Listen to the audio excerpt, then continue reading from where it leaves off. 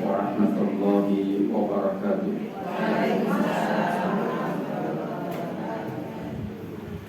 Alhamdulillahi thumma alhamdulillah. Alhamdulillahilladzi bi ni'matihi tatimmus shalihat wa bi fadlihi tatanazzalu khairatu wal barakat wa bi tawfiqihi tatahaqqaqul maqasid wal ghayat. Asyhadu an la ilaha illallah wahdahu la syarika lah wa asyhadu anna Muhammadan abduhu wa rasuluh.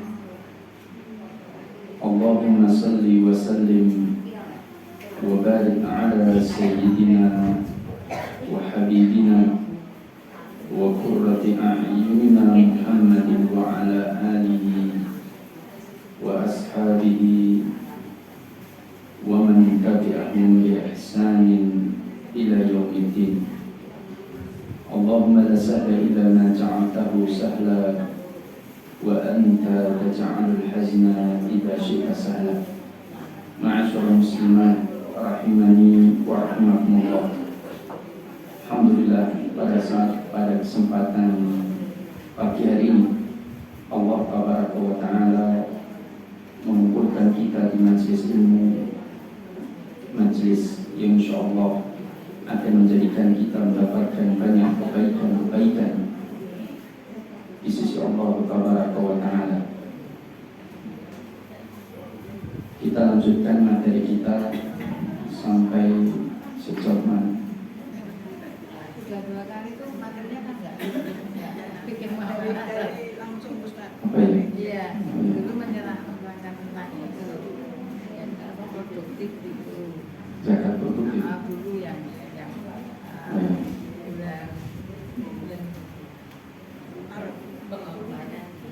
sekarang ini lagi makalah yang dulu itu sebentar. Dulu. Bikin makalah nanti buat kopi bareng. Oh iya. Jadi kan ada kopi. Iya kita ada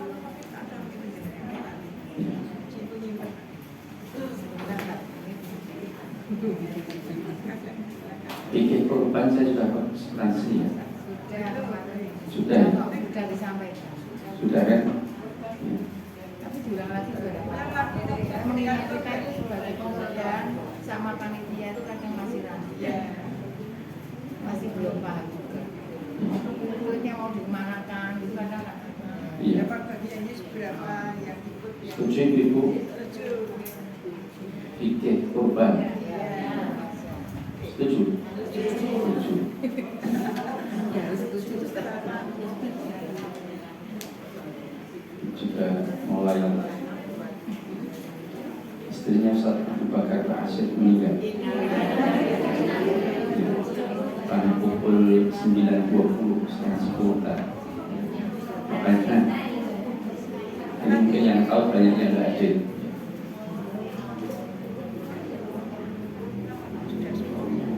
Sudah sembuh. Iya.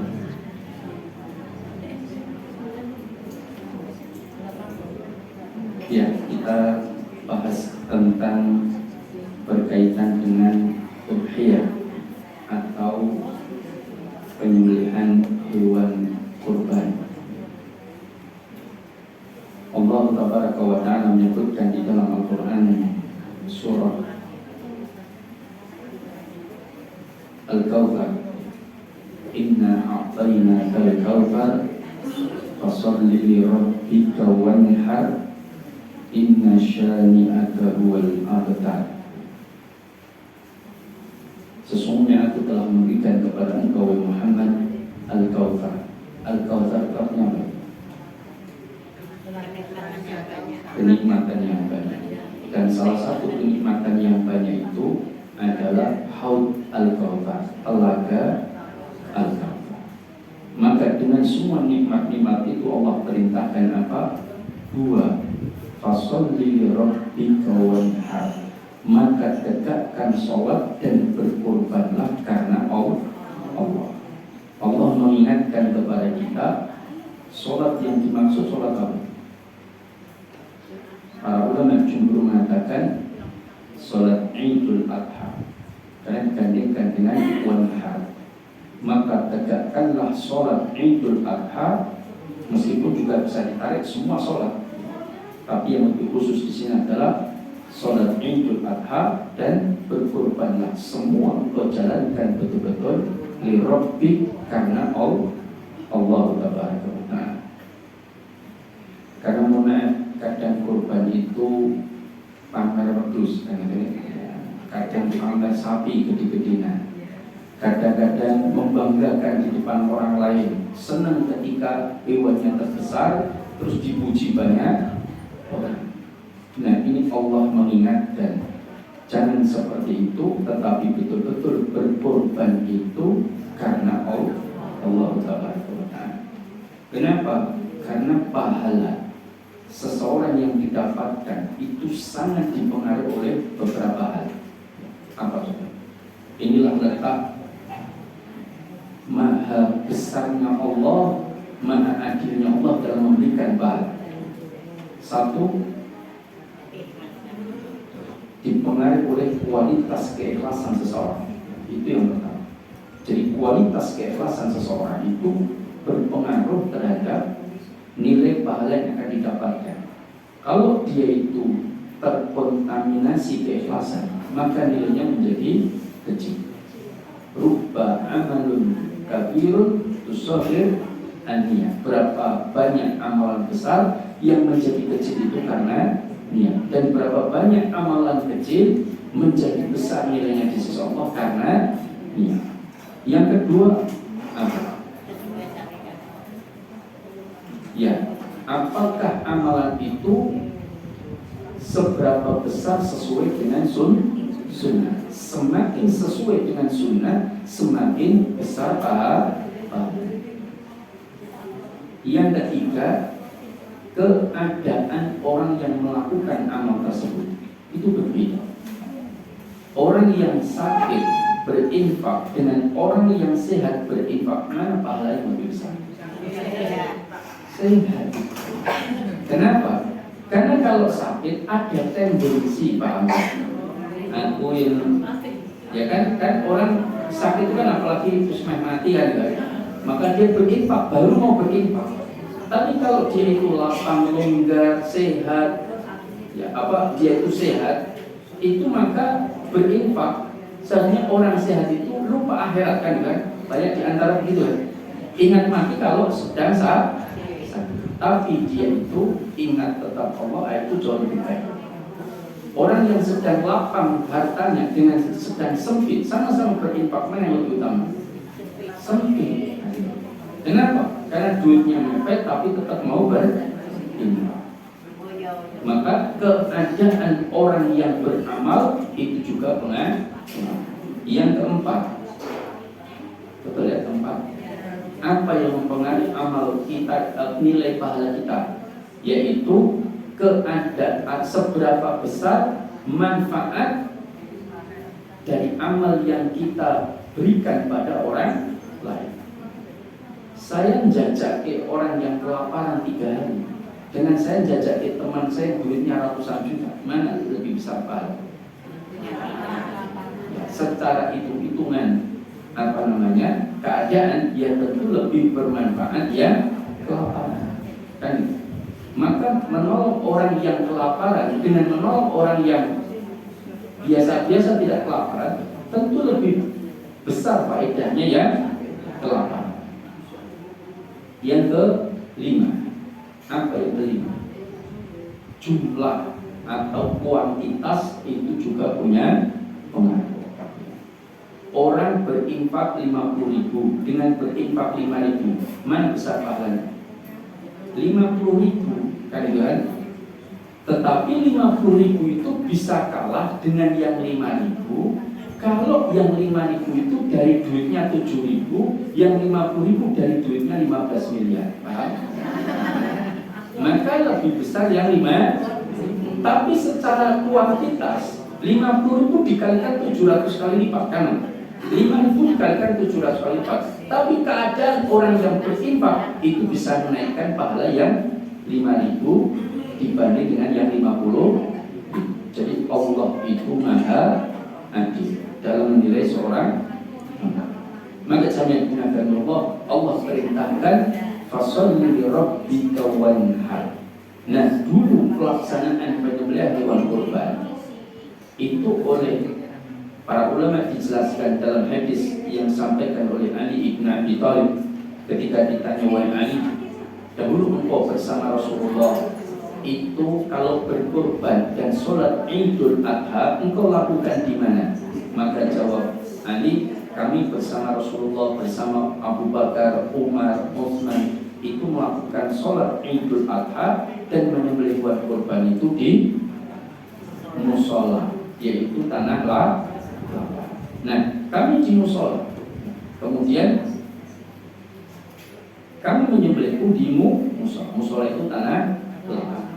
Sedangkan sekarang itu kita lakukan di masjid. Nah, inilah yang perlu kita bedah, karena jangan sampai terjadi kesalahan-kesalahan dalam pelaksanaan udhiyah berkaitan dengan penitipan atau pelaksanaan udhiyah yang dilakukan oleh takmir masjid. Penyembelihan hewan kurban itu sebetulnya tugasnya siapa? Yang kurban, bukan takmir masjid, paham ya? Jadi yang bertugas itu ya masing-masing yang berkorban, bukan orang lain. Maka kalau dia nyuruh orang lain, ya kalau orang yang disuruh tadi minta upah, boleh nggak? Boleh, kan? Nah, maka disinilah tugas yang seharusnya dikerjakan oleh masing-masing individu, tapi kemudian dikerjakan secara bersama-sama oleh pengurus masjid. Nah, disinilah terjadi akad namanya wakalah, nanti ada akad wadiah, nanti ada akad al-bai', jual beli. Ya. Nanti kita kupas di mana letak sisi kesalahannya, termasuk dalam amanah. Ya. Karena gini, satu dari sisi tempat yang harus dipahami, pelaksanaan penyembelihan kurban itu kewajiban individu, bukan kewajiban sosial, paham ya? Kewajiban individu keluarga. Sekarang masjid itu milik umat atau milik individu? Milik umat. Boleh nggak saya menggunakan listrik masjid tak olor untuk ngureke 3 kulkas saya? Boleh nggak? Nggak boleh.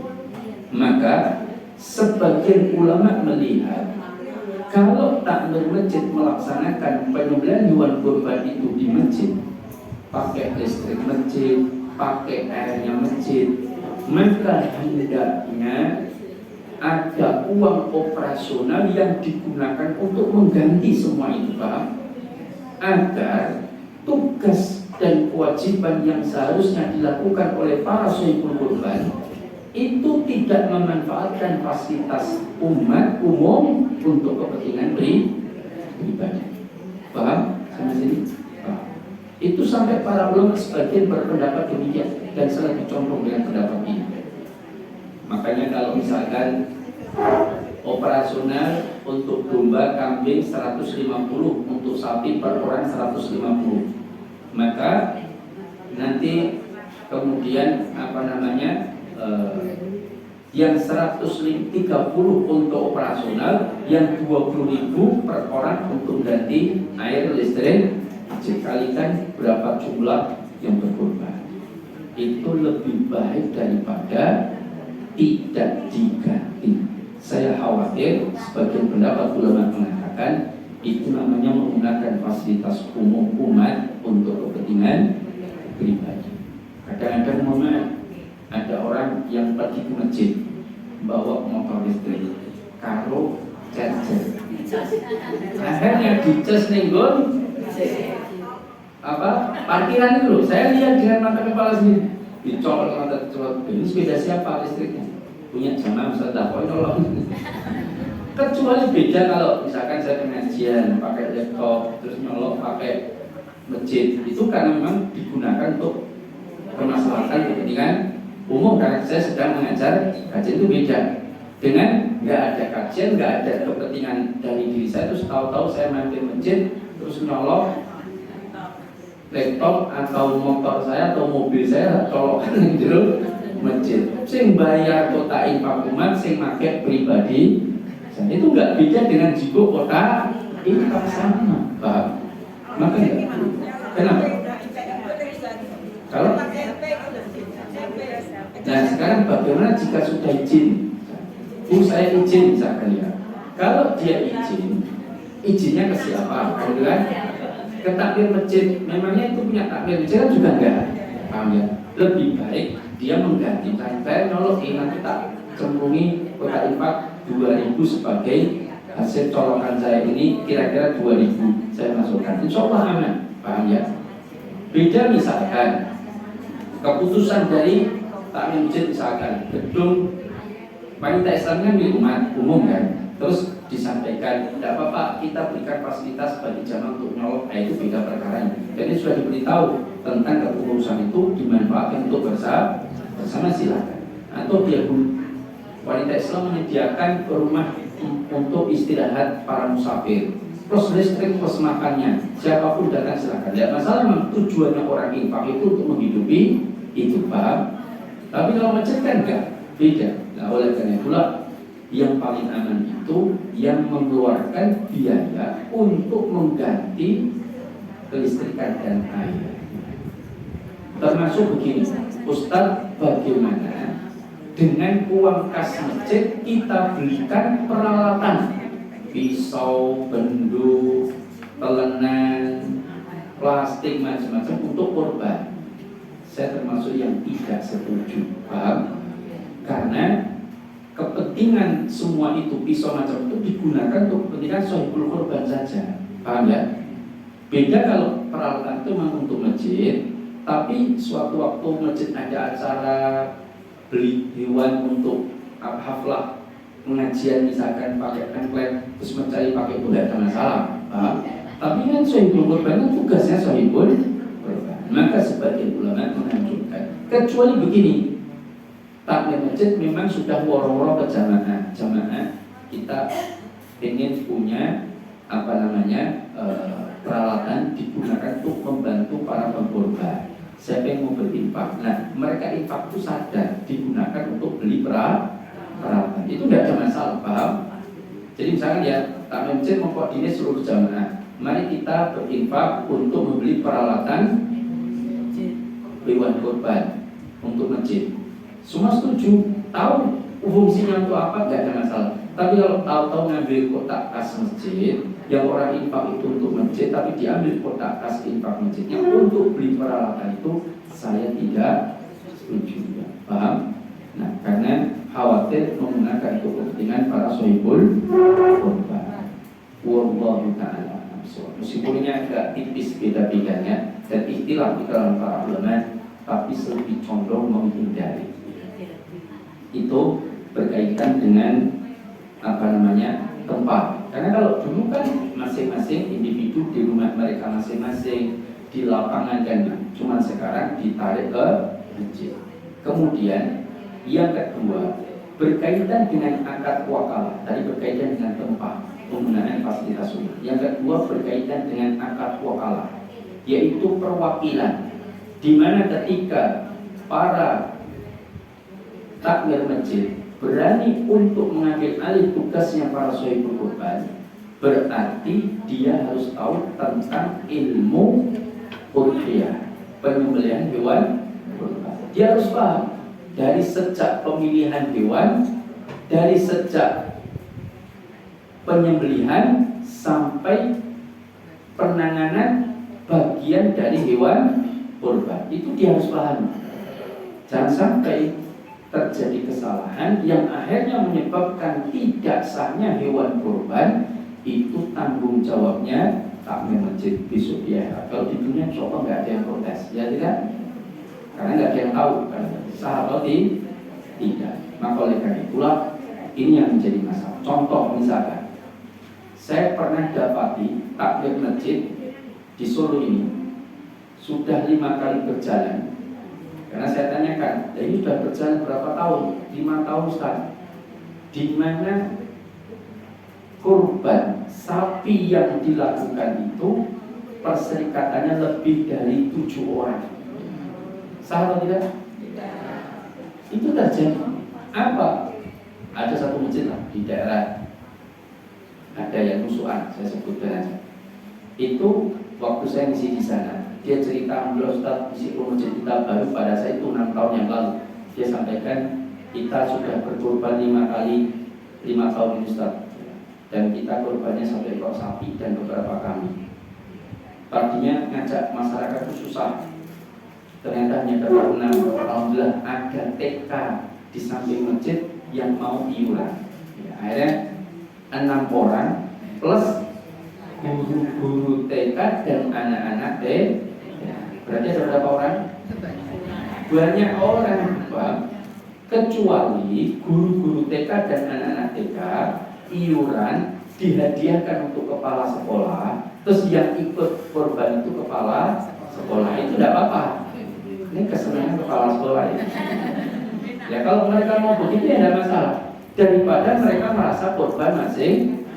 Berarti yang berserikat tidak hanya 7 orang, tapi banyak orang. Karena guru dan anak-anak TK banyak, 80-an. Maka oleh karena itulah ini menjadi masalah. Maka ilmu tentang pelaksanaan penyembelihan kurban itu penting bagi para takmir masjid, karena berani mengambil perwakilan dari sahibul kurban kepada dirinya. Nah sekarang berkaitan dengan ilmu tentang udhiyah atau hewan kurban. Hewan kurban kan ada syaratnya 3. 1, termasuk jenis hewan yang dibolehkan. Jenis kurban gajah misalnya, berani menyembelih gajah. Menyembelih kijang, beli di belakang Muniswidari. Nah banyak kan? Beli kijang 1 Mas, kalau tak tumbasi kijang 1 sama Mas siapa itu? Wali Kota Solo. Respati, Mas Respati, kalau tak tuku kijang 1. Ini betul apa mungkin bekas Kota Solo. Dibeli, terus disembelih. Sah atau tidak? Tidak. Kalau kerbau, kerbau sah atau tidak? Jumhur ulama mengatakan sah, karena dia termasuk bagian dari sah. Kalau gandeng, kalau moncong hitam, oh moncong putih. Banteng itu jumhur ulama mengatakan tidak termasuk hewan yang dibolehkan untuk korban. Kalau kerbau masih, meskipun ada ulama berbeda, tapi jumhur membolehkan. Termasuk jenis hewan yang dibolehkan. Yang kedua, musinnah, umurnya harus sesuai ketetapan. Musinnah unta umur berapa? 5 tahun masuk tahun ke-6. Musinnahnya sapi umur 2 tahun masuk tahun ke-3. Musinnahnya apa? Kambing domba biri-biri 1 tahun masuk tahun ke-2. Meskipun khusus untuk domba boleh yang berumur setelah 6 bulan sampai masuk bulan ke-7. Ini khusus domba. Ini sebagai ulama membolehkan. Nah, ini umurnya harus terpenuhi. Yang paling banyak tidak terpenuhi itu sapi. Karena saya lihat di lapangan, sapi itu masih banyak yang imut-imut. Artinya belum cukup umur. Karena sapi, domba, kambing, onta itu tidak bisa diketahui umurnya secara pasti lewat akte kelahiran, karena tidak pernah didaftarkan di Dukcapil. Maka yang lebih aman itu cari yang poel. Yang poel itu jelas di atas musim. Tapi kalau jangan ahli dalam pergigian sapi, insya Allah bisa diketahui umurnya. Karena umur hewan itu bisa dilihat dari giginya. Ya, nanti renggang dulu, nanti copot 2 tengah, copot lagi sampingnya, copot lagi sampingnya lagi. Itu umur berapa sudah bisa diketahui. Ada ilmunya. Maka oleh karena itulah, maka Allah memberikan kemudahan dengan melihat giginya. Tapi harus betul-betul musinnah, cukup umur. Meskipun giginya masih kecil-kecil, belum poel, tapi jenengan dulu yang membantu proses kelahirannya. Dari domba yang jangan miliki, terus kemudian umur yang jelas 1 tahun lebih 2 hari,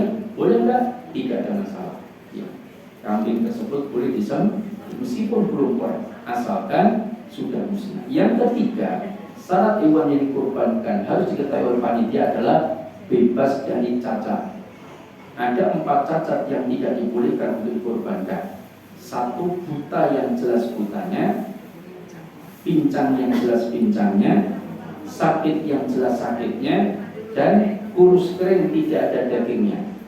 Maka kalau kita paksa 800.000 dapat domba jantan, nanti dapatnya kurus kering, maka bisa tidak sah. Lebih baik korban yang betina daripada jantan tidak sah. Lebih baik betina. Betina itu sangat sah, tapi upayakan jangan hamil. Apalagi betina biasanya lebih banyak yang lebih gemuk. Ini tadi. Kalau jenengan malah ketawa. Saya kan tanya kan, betina ini biasanya lebih gemuk. Ini tadi.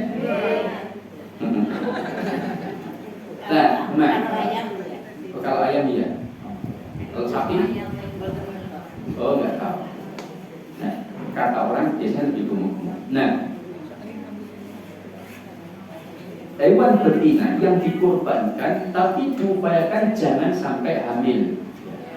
Tidak boleh dalam keadaan hamil, kasihan. Nah, kalau ternyata hamil gimana Ustaz? Ya tetap sah, paham? Tapi upayakan di USG dulu supaya dipastikan tidak dibawa ke PKU apa. Iya, sisanya di USG. Nanti kalau tidak hamil ya baru bisa. Kalau ternyata hamil ada anak yang sudah jadi domba dalam perut induknya, boleh nggak dimakan? Kita nyembelih domba ini, terus ternyata di dalam perutnya ada anaknya 2, boleh nggak dimasak anaknya? Kasihan. Gimana? Gini, kalau domba itu anak tersebut di dalam perutnya ketika dibelah itu ternyata sudah mati, paham ya? Dibelah sudah mati, maka boleh dimakan. Kenapa? Karena sembelihannya ikut induknya, paham? Karena ibaratnya anak-anak tersebut itu bagian dari tubuh induknya, seperti jeruan dan sebagainya, paham? Maka halal, ini pendapat jumhur ulama. Tetapi jika anak tersebut dikeluarkan dalam keadaan bergerak, artinya masih hidup, maka wajib disembelih tersendiri. Kalau dikeluarkan bergerak, mau disembelih adalah latih ketutupan bodoh gejang.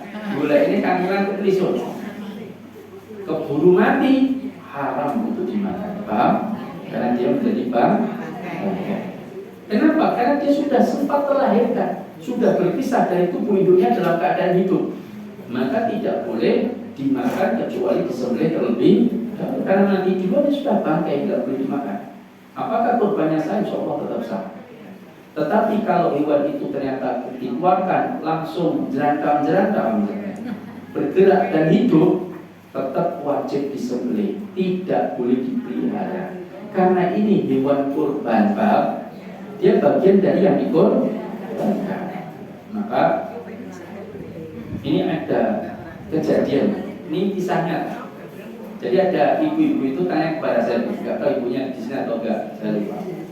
Tapi tanya di tempat lain, Ustadz, anak saya kan punya anak, jadi saya punya putus, anaknya laki-laki, kan kambingnya 2, saya beli 2 waktu itu, disembelih, mau kita sembelih, lah besan saya minta 1, disembelih di desa, biar nanti akikahnya sebagian di desa. Oh ya, tidak apa-apa, akhirnya kambingnya kirim ke sana, ke desa.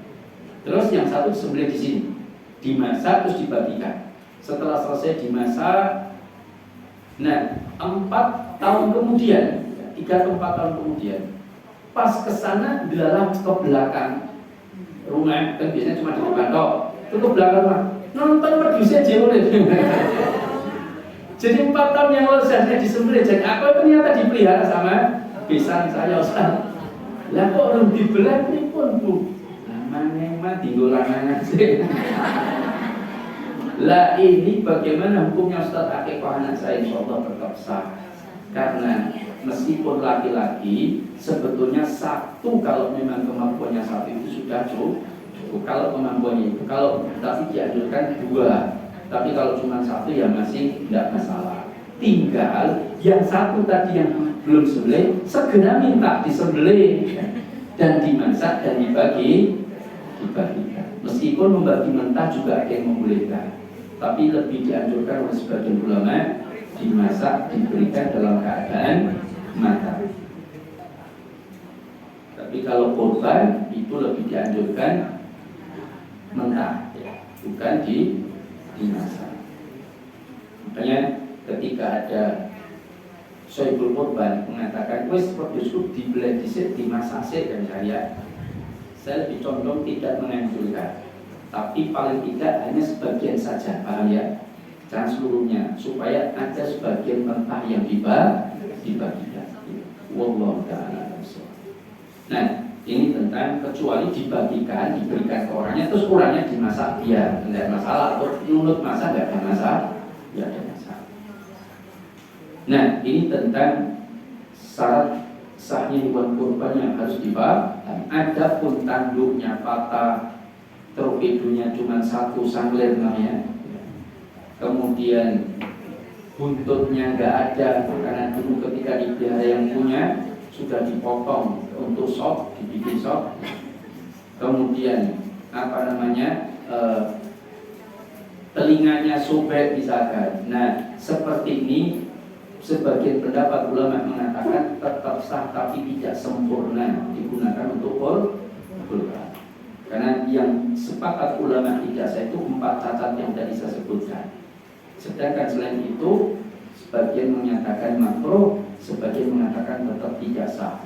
Wallahu ta'ala. Tapi saya cenderung tetap sah tapi tidak sempurna digunakan untuk kurban. Nah, ini berkaitan dengan hewan kurban. Nah, sekarang dalam akad wakalah, ya, kita kan lebih banyak bikin muamalah. Dalam akad wakalah, ingat panitia itu hanya wakil, bukan pemilik dana. Paham ya? Maka seorang panitia itu keperpihakannya dalam pelaksanaan udhiyah itu pada sohibul kurban. Contoh, saya diangkat menjadi ketua panitia pembelian hewan kurban. Ada 5 ekor yang akan saya beli, 5 ekor sapi. Nah, 5 ekor sapi ini bukan ekornya saja, maksud sapinya. 5 ekor sapi ini saya beli di pasar. Nah, ternyata saya sudah survei di 3 tempat. Petani A, petani B, petani C. Petani A besar-besar gemuk-gemuk, harganya paling murah dan musnah. Petani B cukup besar, harganya lebih sedikit lebih mahal dari petani A. Petani C malah sapinya paling kecil-kecil, ini reganya malah paling larang-larang. Ketika saya memutuskan untuk membeli hewan tersebut, ternyata saya putuskan justru membeli di petani C. Wes sapi kalah gede dengan 2 yang lain, reganya malah lebih larang. Kenapa saya beli di tempat C? Karena saya dodol Pak Dikudi. Nah, perbuatan saya itu tidak amanah terhadap sohibul kurban. Paham? Saya itu wakil mereka, maka keberpihakan saya harus kepada sohibul kurban, bukan pada saudara saya, bukan. Paham?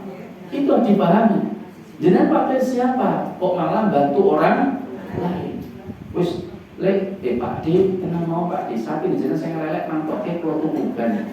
Mumpung kalau dari ketua pembelian hewan kurban. Nah, kalau pintar mesti pokoknya mungkin kalau lapor selesai. Nah, itu enggak benar. Atau saya membeli di petani C karena ada fee-nya, paham? Sedangkan yang A dan B enggak pernah ngasih fee. Itu juga saya tidak bersikap berpihak kepada sahibul kurban. Kemudian berkaitan dengan akad wakalah, ingat tidak boleh menjadikan atau memberlakukan dana kurban itu seperti dana BPJS. Apa itu? Subsidi silang. Jadi saya misalkan ada 5 kelompok sapi yang harus saya beli. A, B, C, D, E. Semua iurannya 3,5. Saya belikan sapi 3,5. Yang 1 juta untuk operasional. Kan iuran 3,5. Semua sama. Total harga sapi yang akan saya beli adalah 23,5. Ternyata sampai di petani regane nek sing 4,5 kurang 1 juta. Enek sing 4 kurang 500. Ada yang 22,5 sisa 500. Ada yang 22 sisa 1 juta. Ada yang 23,5 pas. Nah, maka yang tadi yang sisa saya subsidikan yang kurang. Paham? Yang uangnya cuma 23,5 saya belikan 24 kurang 500 kan? Nah, saya ambilkan dari yang harga 23,5 tapi saya belikan yang 23 sisa 500. Terus seperti itu namanya subsidi. Ini tidak boleh. Kenapa? Karena pemilik dana itu pemiliknya masing-masing, Pak. Bukan saya sebagai panitia, bukan. Itu bukan duit saya. Kecuali saya orang tua duit tak subsidi silang ke Arab barangnya atau pakai ke anak-anak saya, tidak masalah, itu duit saya. Tapi kalau ini duit orang berarti aman. Kemudian yang keempat, harus jelas di dalam akad pelaksanaan perwakilan ini atau wakalah. Dalam masalah apakah ada upah atau tidak, Pak? Kalau akadnya itu uang operasional 150.000 misalkan per orang, ya sudah 150 itu digunakan untuk operasional. Misalkan bensin untuk beli sapinya ke sana, tidak masalah, itu operasional. Beli plastiknya, beli macam-macam, silakan. Tapi kalau sudah dalam artian panitia kemudian mengambil, dah ini yang 150, yang 50.000 untuk panitia, yang 100.000 nanti uang operasional, tanpa diakadkan, ini tidak boleh. Kadang-kadang, dan ini panitia mungkin kesel, upaya nopo bukan sah kita volunteer saja, kita sukarela. Tapi kenyataan pas Arab tuku sapi duitnya tinggal nyate sik barang. Kemudian, mbok sinten itu ya. Misalkan, maka ini tidak benar. Karena itu duit bukan duit di dia. Seharusnya kalau dia ingin dapat upah untuk beli sate, ya sampaikan. Kami sebagai panitia minta upah 50.000, 100.000 untuk operasional. Itu jelas, paham ya? Nanti kalau ternyata termasuk dalam pembelian sapi, uang terkumpul 23,5, tapi belinya 23,5. Delalah gandeng sing tuku ustad misalkan. Terus entuk kortingan kan kadang-kadang, kagem Pak Ustaz nggih pun kula korting 500. Maka 500 ini harus dikembalikan dan disampaikan kepada sohibul kurban. Pak, Bu, ini ada 500 potongan pembelian sapi, ini saya kembalikan. Atau bagaimanapun tinggi masjid mawon, tidak masalah saya masukkan, Mas. Tapi ada tembungnya kepada 7 kelompok tadi, 7 orang tadi. Bukan 1 orang saja, tapi semua orang. Kalau salah satu mengatakan, dibalik keno, ya sudah kembalikan. Yang mau diinfakkan, yang minta dikembalikan kembali. Ini akibat. Karena kita statusnya hanya sebatas wakil, bukan pemilik dana. Paham sampai sini? Ini akad perwakilan. Termasuk pula dalam jual beli sapi tidak boleh menjadikan satu orang yang sama memainkan 2 peran. Satu orang yang sama memainkan 2 peran. Apa maksudnya? Begini, dalam pembelian ya, saya diminta untuk membelikan sapi untuk masjid 5 ekor, ya kan? Dikasih uang 24,5 juta per ekor, 24,5. Ketika saya membeli sapi, ternyata tak tukoke sapi ku dewi, paham? Karena saya itu punya sapi, tapi saya nggak beritahu mereka bahwa saya punya sapi. Pokoknya saya laporkan pun pulau tukoke 4,5 ada 5 ekor. Yang membeli sapi siapa? Saya, karena saya wakil yang diperintahkan untuk membeli sapi. Yang menjual sapi siapa? Saya juga. Berarti saya kira-kira ketika saya tawarkan 24,5, saya tawar nggak kira-kira? Enggak, karena itu sapi saya. Kalau saya tawar ya semakin kecil untung saya. Bahkan saya pilih yang mana yang bagus, yang jelek, yang kurang baik, terserah saya, betul tidak? Nah, maka ini tidak boleh. maka harus muta'addidain. Dua pelaku akad ini jelas. Ada al-bai' wal mushtari, ada penjual dan ada pembeli. Kalau dia itu yang menjual sapi, maka dia sampaikan kepada takmir masjid lain, yang ngapunten, saya nggak perlu membelikan sapi, tapi saya punya sapi, maka saya kembalikan uangnya. Silahkan jenengan jadi wakilnya Sohibul Kurban atau Sohibul Kurban yang bertransaksi dengan saya. Paham? Kalau yang udah gini aja, kalau begitu ketua pembelian hewan kurban diganti. Oh ya, diganti mungkin bapak lain, Bapak Joko misalnya. Nah, Pak Joko silakan menjadi wakil Sohibul Kurban untuk membelikan sapi. Nah, berhak saya menawarkan boleh. Tapi Pak Joko sikapnya harus memberikan yang terbaik bagi Sohibul Kurban. Keperpihakannya kepada dia, bukan malah kepada saya bukan. Ditonton, sapi itu kurang gede, gitu, larang-larang. Wah, yang nonton Ustaz kayak ini cuma 21 di pasaran. Kalau mau 21 gimana? Sudah tidak apa-apa. Begitu saja. Dia memihak kepada orang terus dia mesake sapi terus di boten diundangke oleh Pak Ustaz, nah, malah tidak diundangkan. Maka ini tidak digunakan. Ini dalam pelaksanaan kurban. Nah, kemudian berkaitan dengan masalah penyembelihan.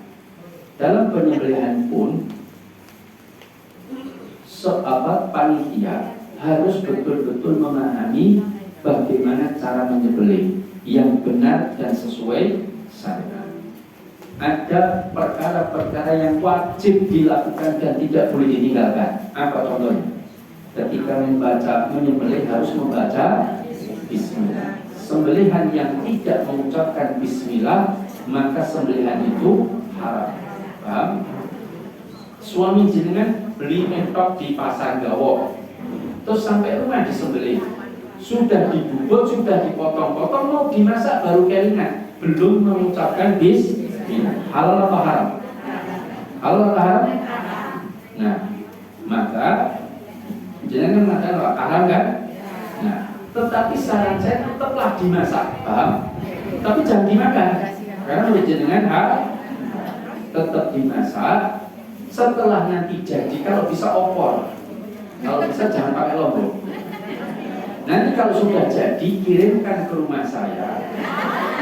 Insya Allah saya makan bersama keluarga. Kenapa? Karena menyembelih lupa membaca bismillah itu dimaafkan. Paham? Kalau jangan tetap mengatakan haram, tidak apa-apa, tapi jangan dibuang. Paham? Tetap dimasak, kalau bisa opor, jangan pedes biar anak saya ikut makan. Nanti kirimkan ke rumah. Tapi kalau jenengan itu nyembelih diberitahu, Bu, Pak, mang moco bismillah, ada moco barang, saya haram dimakan. Karena saya pernah melihat penyembelihan sapi, itu tukang jaganya dikon moco bismillah bukan gelem. Itu waktu itu saya masih aliyah kelas 2 kalau nggak salah. Waktu itu di masjid. Nah, ada bapak-bapak ngomong, Mas, jolali moco bismillah. Apa jawabnya? Tidak moco barang kayak pun diwocok karo takmir ngagumik barang. Takmirnya kan menggamik, ya kan? Dia udah bilang, ini sapinya si fulan bin fulan dan fulan 7 orang kan? Ya, tukang jaga siap-siap nggih Pak. Bismillahi Allahu Akbar, Allahumma taqabbal min fulan wa ahli wa fulan wa ahli wa fulan wa ahli, sampai 7 orang. Tukang jaga yang mau mentok dikandani karo bapak, Pak ngomong coba rasakan diwocoknya banter ini saya tidak halal. Paham? Karena yang wajib membaca bismillah yang nyembelih, bukan ya orang lain. Paham? Ini yang kadang-kadang itu bahaya. Kadang tukang jaga terus jaga saya ngomong itu, ya kan? Karena seolah-olah sudah dibacakan sama yang membelih itu yang membaca bismillah. Itu yang paling disepakati para ulama sah sembelihan. Tapi kalau yang baca orang lain, nah itu yang jadi masalah. Nah, maka sama Allah ini berkaitan dengan sembelihan. Maka oleh karena itulah bagaimana takmir masjid betul-betul memperhatikan ini, termasuk memotong 4 saluran yang ada di mana leher. Hewan yang terbaik untuk dikorbankan hewan apa? Kambing, domba, biri-biri, sapi, unta. Ya, menurut madzhab Maliki domba, bukan kambing, domba. Ya, sondesin dulu. Nah, domba itu yang terbaik menurut madzhab Maliki. Alasannya Nabi Ismail diganti dengan domba. Dalam riwayat, beberapa riwayat Rasulullah menyembelih 2 ekor domba kibas yang bertanduk besar, warna putih kekuning-kuningan, yang di dalam matanya atau di matanya ada lingkaran hitam dan di kakinya ada bulu hitamnya. Nah, tetapi menurut jumhur ulama tidak.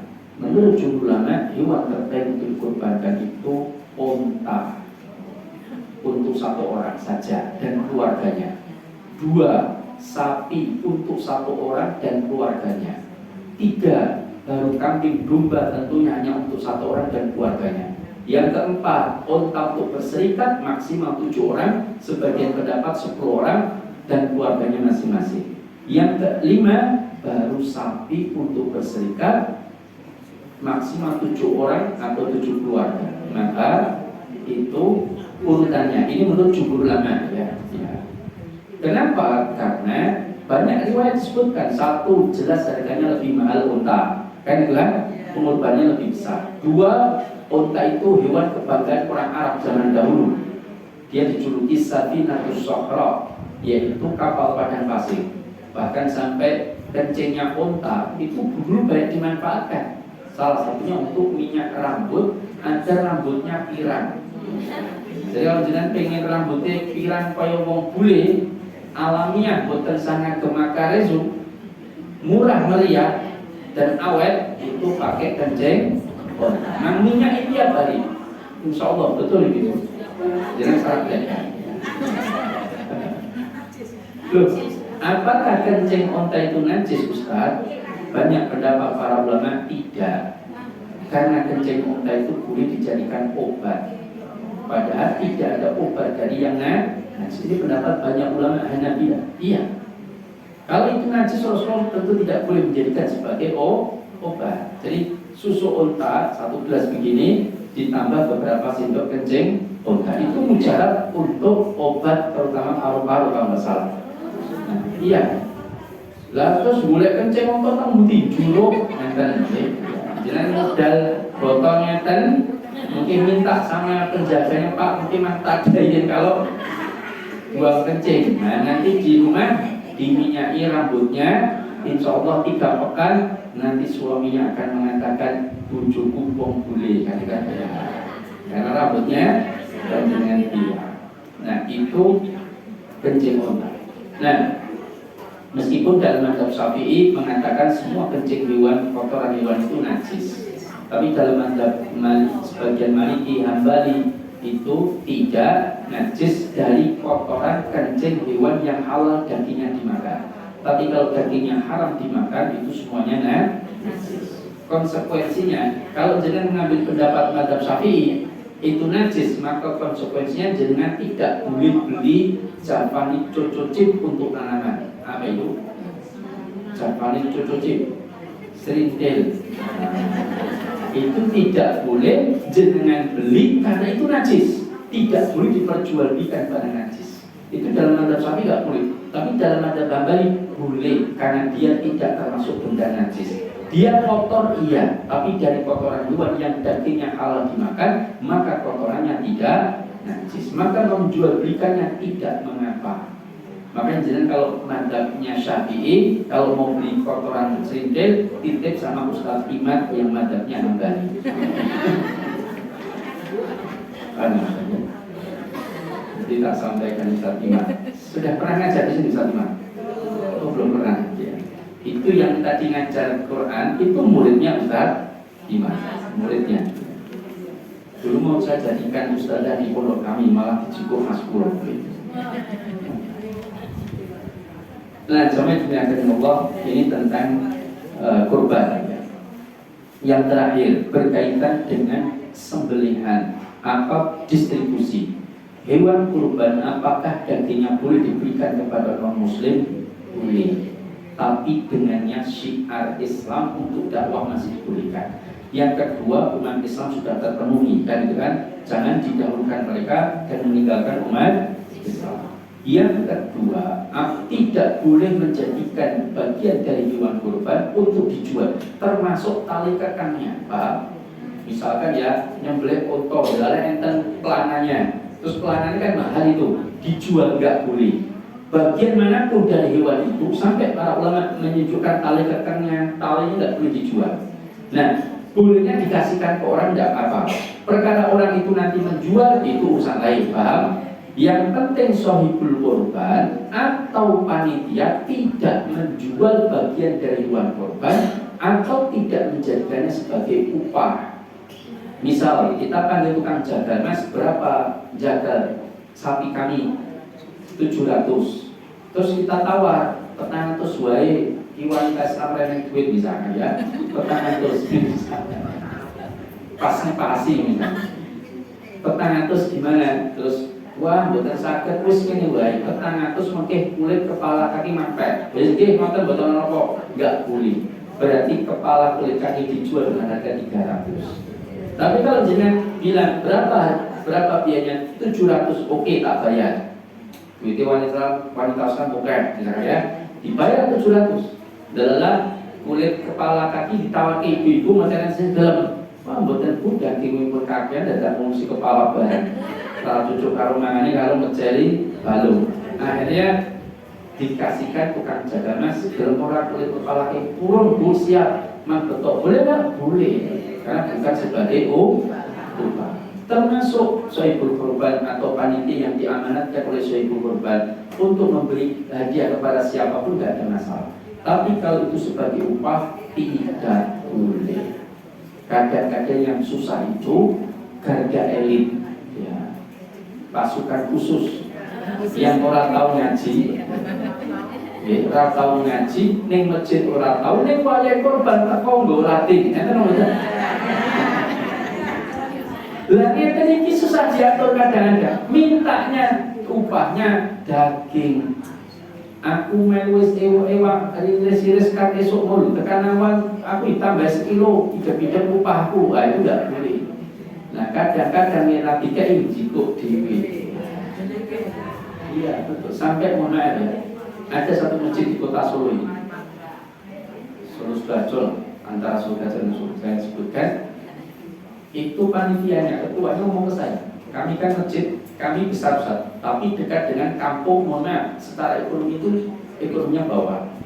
Nah ketika kami beli itu pada berdatangan ke bodi-bodi terutama itu, bawa pisau itu. Kadang kita suruh pun jenengan boten sani wangi lereng mawon, masalahnya malah kacau.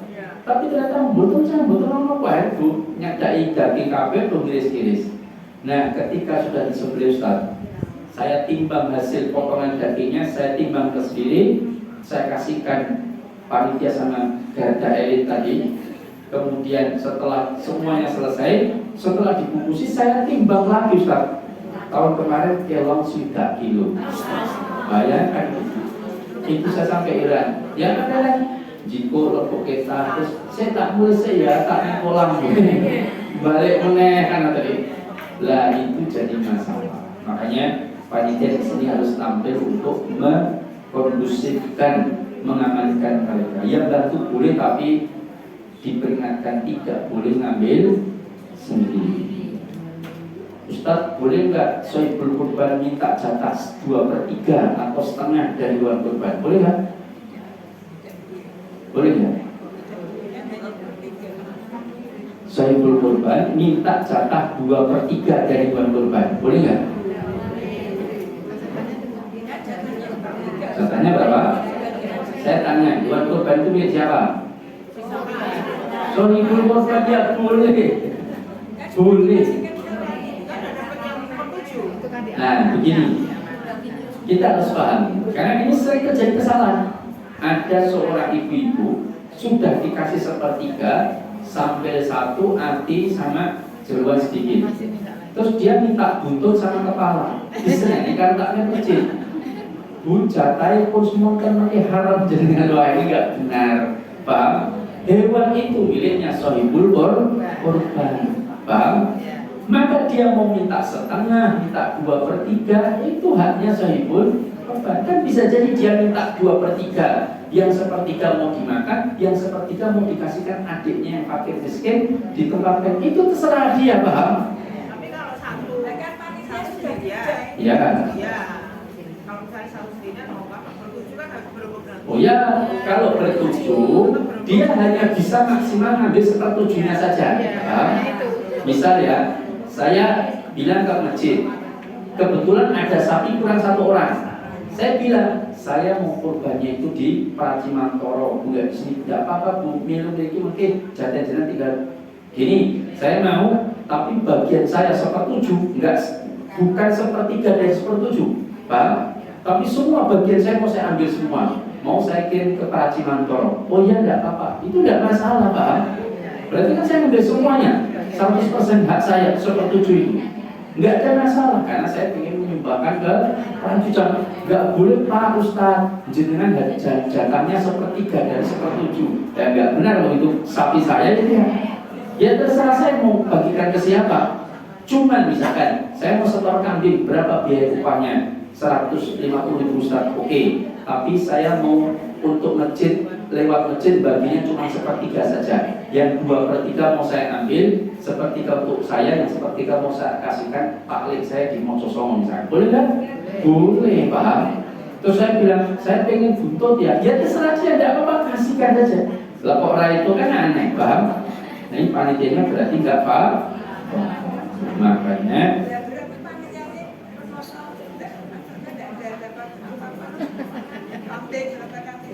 ya gini, Ustadz, lah panitia mungkin kosong atau opo-opo lah. Lah kan begini, panitia itu hanya sebatas mendistribusikan, ya kan, menyembelih, menangis semuanya. Dan sebetulnya panitia itu bisa diakatkan wakalah bil ujroh, wakalah dengan upah, paham? Aku keselin sing kudune sing jalan itu jenengan, nih sing jalan itu aku ambil upah tiap orang 50.000. Silakan, tidak masalah, paham? Asalkan sepakat dengan sahibul kurban, paham? Nah, masalah sahibul kurban itu mau menyalurkan lewat masjid atau mau dibagi sendiri, itu hanya mereka, paham? Nah, takmir masjid nawarkan, kan saya yakin tidak semuanya mau diambil semua, kan enggak, mesti ada yang disetorkan panitia untuk dibagikan ke masyarakat. Pak, saya ngambil setengah yang 50%, nanti saya distribusinya lewat masjid. Ya tidak ada masalah. Pak, saya mengambil 1/3 saja, yang 2/3 nanti distribusinya lewat masjid. Juga tidak ada masalah, Pak. Maka intinya sesuai dengan kesepakatan. Ada pertanyaan? Ngomong besok. Itu kan kemarin rapat. Pengkorban itu dari kepanitiaan itu dipilihkan daging-daging yang bagus. Iya. Kemudian saya kan tanya, memangnya harus yang bagus apa ya? Tidak sesuai itu saja dagingnya gitu, dan maksudnya tidak usah dipilih-pilihkan gitu. Ya kan Mbak Red di kalau si bagus sih sebenarnya yang melu korban nek itu gimana kan? Iya. Yang bagus itu dari hewan dia atau dari hewan lain? Ya maksudnya yang 7 tadi itu. Kan ada 7 orang itu sembelih sapi, ya kan? Terus oleh panitia diambilkan yang bagus. Minta yang pengkorban itu yang bagus-bagus itu. Yang minta yang korban. Ya tidak apa-apa. Tidak apa-apa. Saya minta bagian daging yang merah-merah saja ya. Gajinya jangan diikutkan misalkan. Boleh nggak? Ya boleh, itu hanya dia. Tidak masalah. Bahkan para ulama itu menyatakan begini. Sebagai ulama ya menyatakan hadis yang berkaitan 1/3 di sahibul kurban, 1/3 dihadiahkan atau disimpan, 1/3 disedekahkan, itu hadisnya memang sebagian ulama mentahrir ada sisi kedhaifan. Tapi boleh dijalankan, boleh, paham? Karena tidak bertentangan. Tapi para ulama sepakat, yang penting ada yang disedekahkan, paham ya? Berapapun nilainya, yang penting kepantasan. Ada yang sedekah, semakin banyak semakin baik. Yang penting sahibul kurban itu merasakan daging dari hewan kurbannya itu juga sunnah. Tapi kalau mau sedekahkan semua juga nggak ada masalah. Ini, tapi kan kalau diambil yang bagus-bagus, otomatis nanti yang ke masyarakat kan itu tadi loh. Printing-printingannya tadi itu loh, Dan. Kan itu kata dimasukkan yang untuk masyarakat. Iya. Itu gimana? Ya, dari sisi bolehnya boleh, tapi dari sisi nilai amalnya itu koyo-koyo sing lelek kayak kemongnya sing ngapain kayak dewi, paham?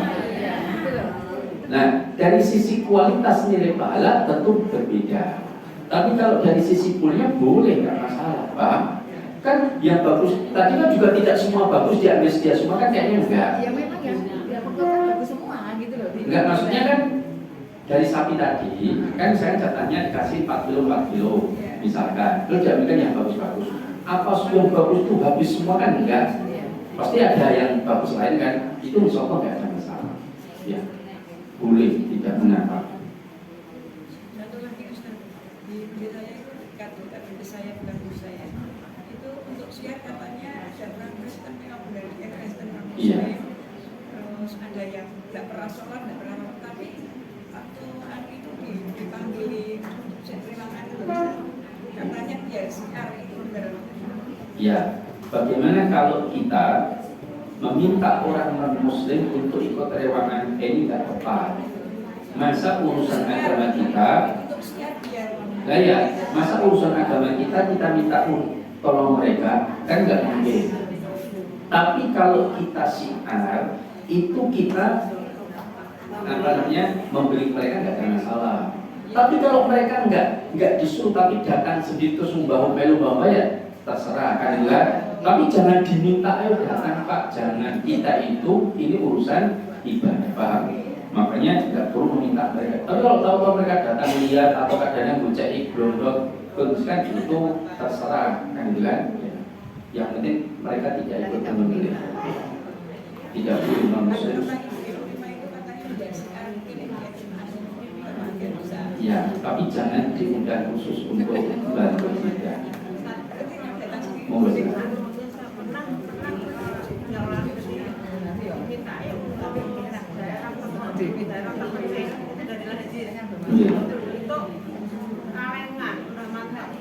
Kornet. Ya, rendang malah. Rendang. Nah itu kan ada spine-nya sampai lama. Dan sebagai solidor kan bagian gitu loh, aneh gitu loh. Yang lalu belum paham masalah seperti ini gimana ya? Iya, bagaimana dengan masalah kornet? Dari sisi sunnahnya memang dibagi mentah, tapi dari sisi mungkin dia mencari kemaslahatannya, ingin supaya dibagikan dalam bentuk kornet yang diawetkan sehingga bisa dimakan berhari. Sama seperti ketika kita simpan sepertiga itu dalam bentuk dendeng, yaitu dijemur, kita kasih bumbu dijemur supaya kering. Nah, bisa dimanfaatkan lama. Nah, maka memang sebagian ulama beristihad dengan cara seperti itu, dengan mengambil hadis meskipun tadi ada riwayatnya sebagian mendorongkan sepertiga disimpan dalam simpan itu zaman dulu kan dijemur sampai kering. Nah, dibumboni kasih garam atau gimana sampai 3 jam itu disimpan. Nah, itu yang kemudian diambil sebagai bentuk kemaslahatan bisa disalurkan di tempat-tempat yang jauh yang sangat membutuhkan dan bisa dibawa dalam waktu yang lama, yaitu sebagai ulama membolehkan. Tapi saya lebih cenderung suka yang dibagikan mentah. Kalaupun di seperti itu kan tidak semuanya kan, ada yang sebagian saja, yang sebagian mentah. Wallahu a'lam. Monggo.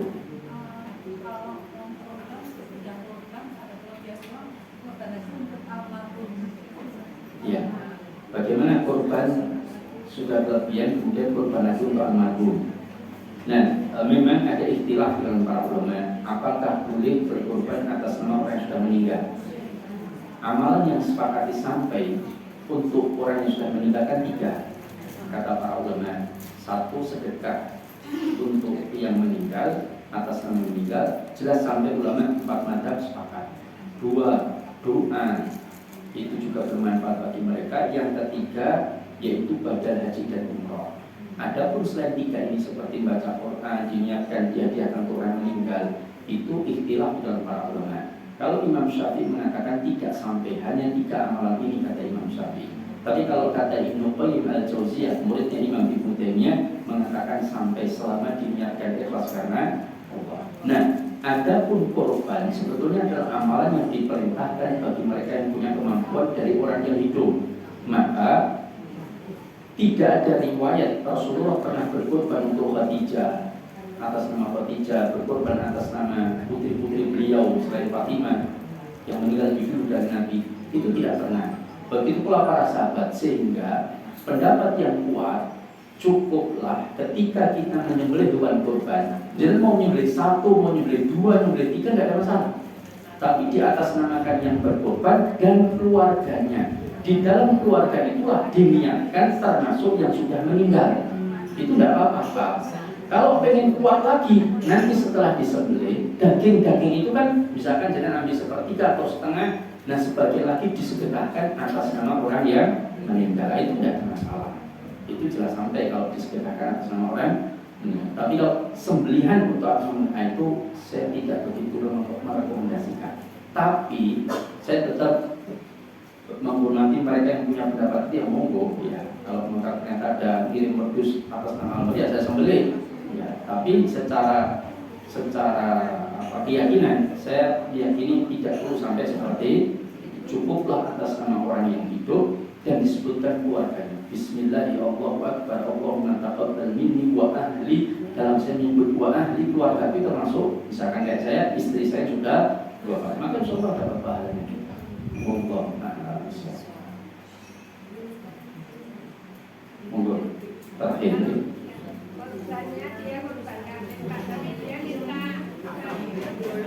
Tukar. Nah, kalau dia kurban kambing tukar sapi boleh nggak? Tidak boleh. Tidak boleh. Karena ini terjadi tukar daging dengan daging yang nanti dikhawatirkan nilainya berbeda. Ini tidak, ini urusan nanti riba.